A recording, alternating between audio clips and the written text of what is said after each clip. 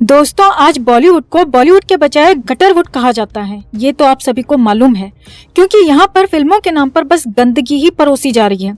अब अगर गांव देहात की स्टोरी भी दिखाई जाती है बॉलीवुड में, तो उसमें भी ये लोग अश्लील सीन डाल देते हैं, जिसका गांव के जीवन से और गांव की महिलाओं से कोई लेना देना नहीं होता। बॉलीवुड की फिल्मों में एक संपूर्ण परिवार दिखाए कितने साल बीत गए, ये तो हमें भी याद नहीं है, तो आप लोगों को कैसे याद होगा। पिछले कई दशकों से ऐसी कोई फिल्म नहीं आई है जिसमें हीरो के माँ बाप, भाई बहन, चाचा चाची, बुआ भतीजा, यानी कुल मिलाकर एक सामाजिक संयुक्त परिवार दिखाया गया हो। बल्कि यहाँ तो अब सारा फोकस हीरो हीरोइन की अर्ध नंगी बॉडी को दिखाने पर होता है और ज्यादा से ज्यादा पैसे कमाने पर। इतना ही नहीं, पहले फिल्मों के गानों में देसी लिबास में लड़के लड़कियां पीछे डांस किया करते थे, लेकिन उनकी जगह आज बिकिनी वाली विदेशी लड़कियों ने ले ली है, जो सीधा सा प्रोपेगेंडा है कि भारतीय नस्ल को हर जगह से बेरोजगार बनाया जाए और नशे का, अय्याशी का आदी बनाया जाए। और यही वजह है कि बॉलीवुड अपनी वैल्यू खोता जा रहा है। बॉलीवुड में अश्लील फिल्मों के अलावा अय्याशी और नशेबाजी के साथ में सेक्स रैकेट भी खुलेआम चलाए जाते हैं। यहाँ पर हकीकत में वो सब होता है जिसकी आप कल्पना भी नहीं कर सकते। यानी अगर आप बॉलीवुड की फिल्मों में अपना करियर बनाते हैं, तो आपका फिल्मों में करियर ठीक वैसा नहीं बन पाता है जैसा कि आप बनाना चाहते हैं। तो आपके पास ऐसे बहुत सारे ऑप्शंस होते हैं जिनसे आप आसानी से पैसे कमा सकते हैं। इसीलिए तो बॉलीवुड वालों का एक डायलॉग भी बहुत ज्यादा चर्चा में बना हुआ है, और वो डायलॉग है कि मुंबई इतनी बड़ी है जिसकी बाहों में सब कुछ सिमट जाता है।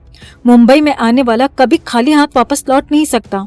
अब ये डायलॉग सुनने में तो बहुत सकारात्मक लगता है, लेकिन असलियत में ये डायलॉग कई लोगों को गलत रास्तों पर धकेल चुका है, और यही गलत रास्ता है जिस पर चलकर एक फ्लॉप अभिनेत्री या अभिनेता एक लग्जरी लाइफ आज के समय पर भी जी रहे हैं।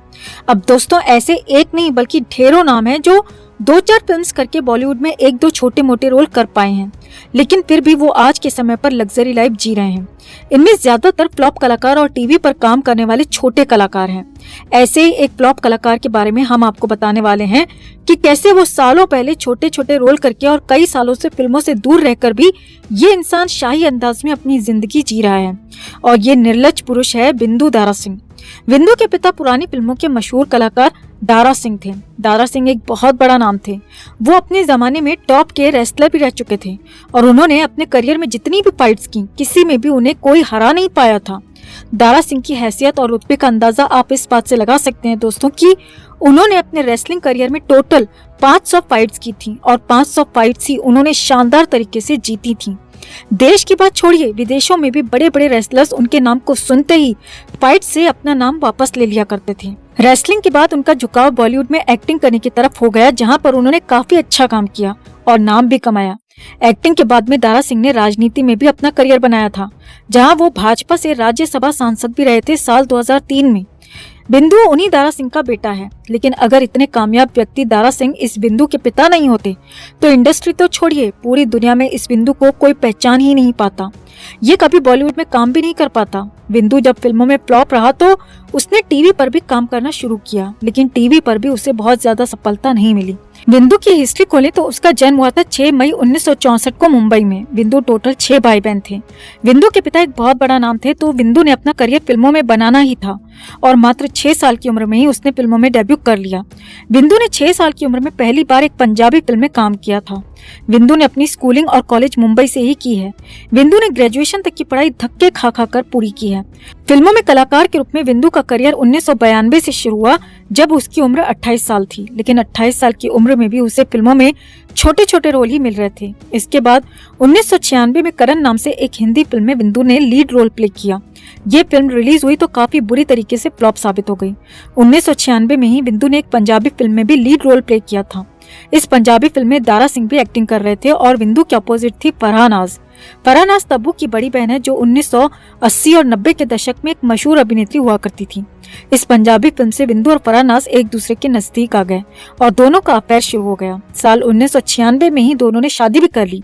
इन दोनों का एक बेटा भी है, जिसका नाम है फतेह रंधावा, लेकिन इनकी ये शादी ज्यादा समय तक नहीं चल सकी। दोनों ने साल 2002 में मात्र 7 साल की शादी से बोर होकर तलाक ले लिया। इसके बाद बिंदु का दिल आया दीना उमारोवा पर, जो कि एक मॉडल थी। उससे शादी की और उससे इसने एक बेटी पैदा की। लीड रोल में पहली हिंदी और पहली पंजाबी फिल्म फ्लॉप होने के बाद इसे फिल्मों में छोटे छोटे रोल ऑफर होने लगे। लेकिन दारा सिंह ने अपने बेटे बिंदु के करियर को बनाने में बहुत ज्यादा मेहनत की थी और बहुत लोगों से सिफारिश भी की थी, और इसीलिए आज बिंदु को जो थोड़ा बहुत काम मिलता है या इसका जो थोड़ा बहुत नाम है वो सब इसके पिता दारा सिंह की बदौलत है। बिंदु फिल्मों में इतने सालों से बस छोटे छोटे रोल कर रहा था और उससे उसे साल में 1-2 फिल्में ही ऑफर होती थी। यही वजह रही कि बिंदु को छोटे पर्दे पर भी काम करना पड़ा। बिंदु ने 1995 से ही टीवी पर काम करना शुरू कर दिया था, लेकिन उस समय बिंदु का सारा फोकस पूरी तरह से फिल्मों पर था। टीवी और फिल्मों में काम करने के बावजूद भी बिंदु के पास इतना काम नहीं था कि वो अपने आप को काम में बिजी रख सके। उसे दोनों ही जगह से कभी सफलता नहीं मिली। बिंदु टीवी और फिल्मों में पूरी तरह से फ्लॉप हो चुका था, तो उसी समय बिंदु की दोस्ती हुई अक्षय कुमार से। दोस्ती के चलते अक्षय कुमार ने उसे फिल्मों में कई छोटे छोटे रोल दिलाए थे। अक्षय ने ही अपनी जान पहचान का इस्तेमाल करके बिंदु को बिग बॉस सीजन 3 में भेजा और उसे विनर घोषित करवाया। आपको शायद याद न हो, लेकिन बिग बॉस का तीसरा सीजन अमिताभ बच्चन ने होस्ट किया था और कहा जाता है कि बिंदु ने 1 करोड़ की इनामी राशि से 50% की राशि अपने पास रखी थी और बाकी बिग बॉस को वापस कर दी थी, क्योंकि अक्षय कुमार बिंदु के बिग बॉस के साथ पहले ही डील करा चुका था कि जीत के बदले में उसे 50% राशि वापस करनी पड़ेगी। बिंदु के अफेयर्स की बात की जाए तो बिंदु का उसकी पहली शादी से पहले ही 1990 में डिम्पल कपाड़िया की बहन के साथ में अफेयर रह चुका है, लेकिन डिम्पल कपाड़िया को ये रिश्ता पसंद नहीं था, जिसकी वजह से ये रिश्ता बहुत ज्यादा लंबा नहीं चल पाया था। बिंदु न तो फिल्मों में चल पाया और न ही वो अपनी शादियों को चला पाया, और यही वजह थी कि इसने पैसे कमाने के दूसरे रास्ते चुने। बिंदु को साल 2013 में आईपीएल में स्पॉट फिक्सिंग के आरोप में गिरफ्तार किया गया था। बिंदु की निशानदेही पर पुलिस ने कई अन्य मैच फिक्सर्स को भी गिरफ्तार किया था। पुलिस ने जब बिंदु को रिमांड पर लिया तो बिंदु ने फिक्सिंग की बात भी कबूल की और कई सारे लोगों के नाम भी लिए थे। बिंदु ने बताया कि वो पिछले कई सालों से क्रिकेट में फिक्सिंग कर रहा है और बड़े स्तर पर सट्टेबाजी भी कर रहा है। बिंदु के साथ में कई बड़े फिक्सर्स और सट्टेबाज भी गिरफ्तार हुए थे। 2013 का ये वही फिक्सिंग कांड था जिसमें क्रिकेटर श्रीसंत को भी गिरफ्तार किया गया था। बिंदु को टोटल 1 महीना जेल में ही रहना पड़ा था और 1 महीने बाद किसी ने बिंदु की जमानत करवा दी। साल 2013 तक भारत के अंदर मैच फिक्सिंग एक बहुत बड़ा अपराध हुआ करता था, इसीलिए बिंदु की जमानत का उस समय किसी को भी भरोसा नहीं था। मीडिया में भी ये बातें बहुत ज्यादा चर्चा में आ गई थी कि बिंदु के पीछे बॉलीवुड के बहुत बड़े नाम शामिल हैं, जिसकी वजह से बिंदु को इतने बड़े केस में भी आसानी से जमानत मिल गई, वो भी मात्र 1 महीने के बाद ही। बिंदु को गिरफ्तार करने के समय बिंदु और धोनी की पत्नी साक्षी की फोटो साथ बैठे हुए सोशल मीडिया पर बहुत ज्यादा वायरल हुई थी। उस समय पुलिस ने खुद स्वीकार किया था कि चेन्नई सुपर टीम के 4 खिलाड़ियों और एक बड़े क्रिकेटर की पत्नी पुलिस के रडार पर हैं, क्योंकि इसी स्कैंडल में चेन्नई किंग्स के मैनेजर गुरुनाथ मय्यप्पन भी गिरफ्तार हुए थे और उसी ने ही चेन्नई के प्लेयर्स का नाम पुलिस को बता दिया था। लेकिन बाद में चेन्नई के उन खिलाड़ियों का नाम सामने नहीं आ पाया और न ही उस बड़े प्लेयर की पत्नी के साथ कोई पूछताछ हुई, लेकिन बिंदु और साक्षी की फोटो से काफी कुछ बातें क्लियर हो चुकी थी। बिंदु क्रिकेट में फिक्सिंग और सट्टेबाजी के अलावा सेक्स रैकेट में भी गिरफ्तार हो चुका है। साल 2013 में ही बिंदु पर सेक्स रैकेट चलाने का भी आरोप लगा था। दरअसल मुंबई पुलिस ने तब दावा किया था कि बिंदु का संबंध इंटरनेशनल सेक्स रैकेट चलाने वाले गैंग के साथ है। पुलिस ने बताया था कि उन्हें एक वीडियो फुटेज मिला था जिसमें बिंदु के साथ में कजाकिस्तान की कुछ मुस्लिम लड़कियां और दलाल नजर आ रहे थे। पुलिस का कहना था कि बिंदु विदेश से लड़कियों को भारत में बुलाता है और यहाँ पर उन लड़कियों को संबंध बनाने के लिए बड़े बड़े अमीर लोगों के पास भेजता है, जिससे बिंदु को काफी मोटी कमाई होती है। पुलिस ने बताया था कि बिंदु के लिंक विदेशी एजेंट्स के साथ भी जुड़े हुए हैं और वो सेक्स रैकेट बहुत बड़े स्तर पर चलाया जा रहा था। हालांकि इस केस में भी पुलिस बिंदु से बहुत ज्यादा जानकारी नहीं निकाल पाई थी या फिर लेना ही नहीं चाहती थी, और इसका कारण ये भी था कि बिंदु के पीछे हर जगह बड़े बड़े लोगों का हाथ था। यही वजह थी कि स्पॉट फिक्सिंग के आरोपों को कबूल करने के बाद भी जमानत पर मात्र 1 महीने के बाद ही बाहर आ गया था और आज 9-10 सालों बाद तक भी इसका कोई कुछ नहीं कर पाया। सेक्स रैकेट में भी पुलिस का दावा था कि उनके पास बिंदु की वीडियो फुटेज है जिसमें बिंदु कजाकिस्तान के लड़कियों के और दलालों के साथ दिख रहा है, लेकिन बावजूद इसके पुलिस और अदालत बिंदु पर आज तक उन आरोपों को साबित नहीं कर पाए। बिंदु आज भी अपने ऐशो आराम के लिए वही सारे काम करता है, लेकिन उसे पुलिस, कानून या संविधान का कोई डर नहीं है। इसका सबसे बड़ा कारण यही है कि उसके संबंध ऊपर तक बने हुए हैं, जिसमें कई बड़े बड़े नेता भी शामिल हैं, इसीलिए पुलिस भी उस पर हाथ नहीं डाल पाती।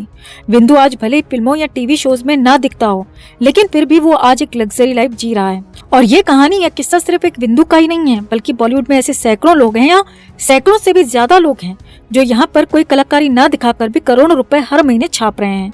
बिंदु या ऐसे कलाकारों द्वारा जीने वाली लग्जरी लाइफ को आप किस तरह से देखते हैं, या फिर ये लोग इतनी लग्जरियस लाइफ कैसे जी पा रहे हैं? आखिर इनकी इनकम का मुख्य सोर्स क्या है जिसके साथ ये बॉलीवुड की चकाचौंध का हिस्सा बने हुए हैं? इस पर आपका क्या कहना है? कमेंट में आप भी अपनी बात, अपनी राय जरूर रखें। वीडियो को लाइक और शेयर कर अपना प्यार और सपोर्ट भी जरूर दिखाएं। चैनल को सब्सक्राइब कर चैनल के साथ जुड़कर हमारी आवाज बुलंद करें।